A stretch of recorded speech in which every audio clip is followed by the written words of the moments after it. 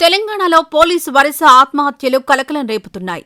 Hyderabad film Nagar పిఎస్లో కానిస్టేబుల్గా పనిచేస్తున్న కిరణ్ మలక్పేటలోని తన ఇంట్లో ఉరివేసుకుని ఆత్మహత్య చేసుకున్నాడు. ఇంట్లో ఎవరూ లేని సమయంలో సీలింగ్ ఫ్యాన్కి ఉరివేసుకుని కిరణ్ ఆత్మహత్యకు పాల్పడ్డాడు. కాసేపటికి గమనించిన బంధువులు అతన్ని యశోద ఆస్పత్రికి తరలించగా అప్పటికే మరణించినట్లు డాక్టర్లు నిర్ధారించారు. ఘటనపై కేసు నమోదు చేసి దర్యాప్తు చేస్తున్నట్లు మలక్పేట ఎస్ఐ నవీన్ దర్ తెలిపారు. కొన్ని రోజులుగా భార్యాభర్తల మధ్య తగాదా ఉందని, ఈ నేపథ్యంలోనే కిరణ్ ఆత్మహత్యకు పాల్పడినట్లు బంధువులు ఆరోపిస్తున్నారు.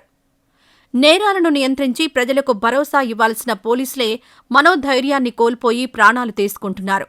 సమస్యలకు పరిష్కారం వెతుక్కోకుండా ఇలా ఆత్మహత్యలకు పాల్పడుతున్నారు. వ్యక్తిగత కారణాలు కావచ్చు, ఇతర సమస్యలు కావచ్చు, అర్ధాంతరంగా ప్రాణాలు తీసుకుంటున్నారు.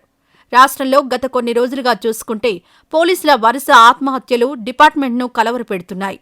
నెల రోజుల వ్యవధిలో 8 మంది చనిపోయారంటే పరిస్థితి అర్థం చేసుకోవచ్చు. డిసెంబర్ 4న ములుగు జిల్లా వాజేడులో ఎస్ఐ హరీష్ ఆత్మహత్య చేసుకున్నాడు. ఇక కామారెడ్డి జిల్లాలో జరిగిన ఆత్మహత్యలు ఇంకా మిస్టరీగానే ఉన్నాయి. బిక్కనూరు ఎస్ఐ సాయి కుమార్, బీబీపేట కానిస్టేబుల్ శృతి అడ్లూరు పెద్ద చెరువులో దూకి ప్రాణాలు తీసుకున్నారు.